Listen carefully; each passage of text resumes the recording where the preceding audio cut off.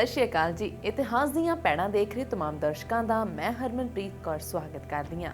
गल करदे हां जी तारीख 17 फरवरी के बारे दे विच। सन 1883 दे विच महान क्रांतिकारी ते स्वतंत्रता सेनानी वासुदेव बलवंत फड़के का देहांत होया सी। वासुदेव बलवंत फड़के भारत के अजिहे क्रांतिकारी सन जिन्हां ने आज़ादी की लड़ाई के विच एक अहम भूमिका निभाई सी, जिन्हां नूं आदि क्रांतिकारी कहा जाता है। वह बरतानवी दौर में किसानां दी तरसयोग हालत नूं वेख के विचलित हो उठे सन। उन्हां दा दृढ़ विश्वास सी कि शस्त्रबंद विद्रोह राहीं स्वराज ही इस रोग की दवाई है। वासुदेव का जन्म 4 नवंबर 1845 नूं पिंड सिरदौन पनवेल तालुका रायगढ़ जिला महाराष्ट्र विच होया। यह पिंड करनाला किले दे नेड़े सी। कुश्ती घुड़सवारी सीखण विच उसदी स्कूली अध्ययन नालों वधेरे रुचि सी, इसलिए वह स्कूल की पढ़ाई विच छड्ड के अंग्रेज सरकार की फौजी सेवा के अकाउंट्स महकमे विच क्लर्क भर्ती हो गए अते पूना चले गए।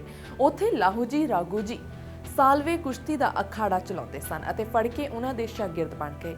उन्हां तो ही देशभक्ति के पहले पाठ मिले। लाहौजी अछूत बहादरी विचों सन अते उन्हां ने वासुदेव नूं पछड़े वर्गां नूं आज़ादी संग्राम की मुख धारा विच लियाउण की अहमियत समझाई।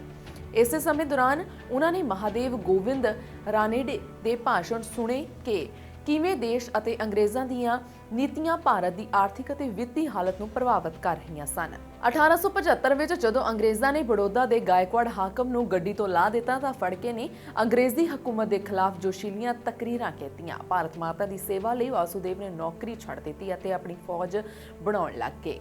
उन्हां ने पूरे महाराष्ट्र विच घुम के नौजवानां नाल सलाह मशवरे कीते अते उन्हां नूं संगठित करन दी कोशिश की, पर उन्हां नूं शहरी मद वर्गी नौजवानां तो आस दी कोई किरण नहीं दिखाई देती।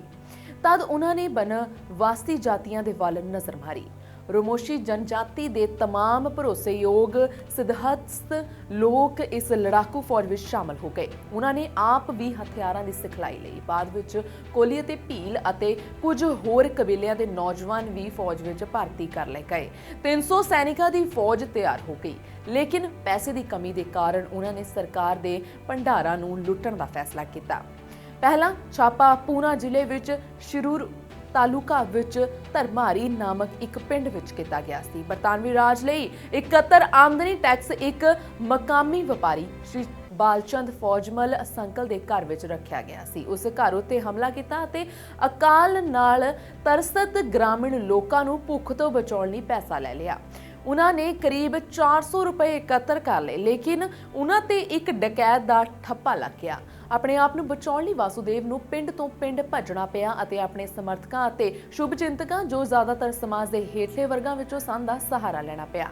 फड़के दे उत्साह अते दृढ़ संकल्प तो प्रभावित होकर नानागांव के ग्रामीणां ने मकामी जंगल विच उसनूं हिफाजत अते कवर की पेशकश की। आम योजना बरतानवी फौज के सारे संचार कट देण अते फिर खजाने ते छापा मारन दी सी।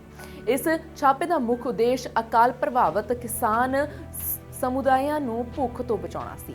वासुदेव ने पुणे विच शिरूर अते खेड़ तालुका दे कोल खेतरां विच कई तरह के छापे मारे। महाराष्ट्र के 7 जिलों में वासुदेव की फौज का जबरदस्त प्रभाव फैल चुकिया सी। इस दौरान वासुदेव का मुख्य समर्थक रामोशी नेता दौलतराव नायक पश्चिमी तट उत्ते कोकन खेतर के वल वध गया। 10 ते 11 मई 1869 नूं उसने पलास्पे अते चिकाली छापे मारे अते लगभग 1.5 लाख रुपए लुट लए। घाट मठ के वल परतते समय मेजर डैनियल ने गोली मार के उसकी हत्या कर दी। नायक की मौत वासुदेव की बगावत लई एक वड्डा झटका सी। समर्थन की घाट ने उन्होंने श्री शैला मल्लिकार्जुन मंदिर वल दखण नूं जाण लई उसनूं मजबूर कर दिता। बाद विच वासुदेव ने एक ताज़ा लड़ाई शुरू करने के बारे विच 500 रोहिले भर्ती कर लए सन। डरे हुए अंग्रेज अफसरां ने पुणे विश्राम बाग विच एक सरकारी भवन विच मीटिंग रखी। 13 मई 1869 नूं रात 12 बजे वासुदेव अपने साथियों सहित उत्थे आ गए। अंग्रेज अफसरां नूं मार दिता अते भवन नूं अग लगा दी। उस दे बाद अंग्रेज सरकार ने उन्हां नूं जिंदा जां मुर्दा फड़न उत्ते 50,000 रुपए का इनाम घोषित किया। पर दूजे ही दिन मुंबई नगर विच वासुदेव के हस्ताक्षर हेठ इश्तिहार लगा दिते गए कि जो अंग्रेज अफसर रिचर्ड का सिर कट के लियाएगा उसनूं 75,000 रुपए का इनाम दिता जाएगा। ਅੰਗਰੇਜ਼ ਅਫਸਰ ਇਸ ਤੋਂ ਬੁਖਲਾ ਗਏ। ਅੰਤ ਇੱਕ ਦਿਨ ਵਾਸੂਦੇਵ ਇੱਕ ਮੰਦਿਰ ਵਿੱਚੋਂ ਗ੍ਰਿਫਤਾਰ ਕਰ ਲਏ ਗਏ ਅਤੇ 31 ਅਗਸਤ 1899 ਨੂੰ ਉਮਰ ਕੈਦ ਦੀ ਸਜ਼ਾ ਦੇ ਦਿੱਤੀ ਗਈ। ਉਸ ਸਮੇਂ ਵਾਸੂਦੇਵ ਬਲਵੰਤ ਫੜਕੇ ਨੇ ਕਿਹਾ ਕਿ ਭਾਰਤ ਵਾਸੀ ਅੱਜ ਮੌਤ ਦੇ ਮੁਹਾਨੇ ਉੱਤੇ ਖੜੇ ਹਨ, ਪਰ ਤੰਤਰਤਾ ਦੀ ਇਸ ਲੱਜਾਪੂਰਨ ਹਾਲਤ ਨਾਲੋਂ ਮਰ ਜਾਣਾ ਹੀ ਬਿਹਤਰ ਹੈ। ਮੈਂ ਭਗਵਾਨ ਜਾਂ ਸਰਕਾਰ ਤੋਂ ਨਹੀਂ ਡਰਦਾ, ਕਿਉਂਕਿ ਮੈਂ ਕੋਈ ਪਾਪ ਨਹੀਂ ਕੀਤਾ। ਮੈਂ ਆਪਣੇ ਜੀਵਨ ਦੀ ਕੁਰਬਾਨੀ ਦੇ ਕੇ ਜੇਕਰ ਭਾਰਤ ਦੀ ਗੁਲਾਮੀ ਦੀ ਭੀੜ ਨੂੰ ਥੋੜਾ ਵੀ ਘੱਟ ਕਰ ਸਕਿਆ ਤਾਂ ਆਪਣੇ ਆਪ ਨੂੰ ਧੰਨ ਸਮਝਾਂਗਾ। ਤੇ ਅਖੀਰ 17 ਫਰਵਰੀ 1883 ਜੇਲ੍ਹ ਵਿੱਚ ਹੀ ਇਹਨਾਂ ਦਾ ਦੇਹਾਂਤ ਹੋ ਗਿਆ। ਇਸ ਨਾਲ ਹੀ ਇਤਿਹਾਸ ਦੀਆਂ ਪੈੜਾਂ ਵਿੱਚ ਫਿਲਹਾਲ ਨਹੀਂ, ਹੁਣ ਮੈਨੂੰ ਦਿਓ ਇਜਾਜ਼ਤ। ਧੰਨਵਾਦ।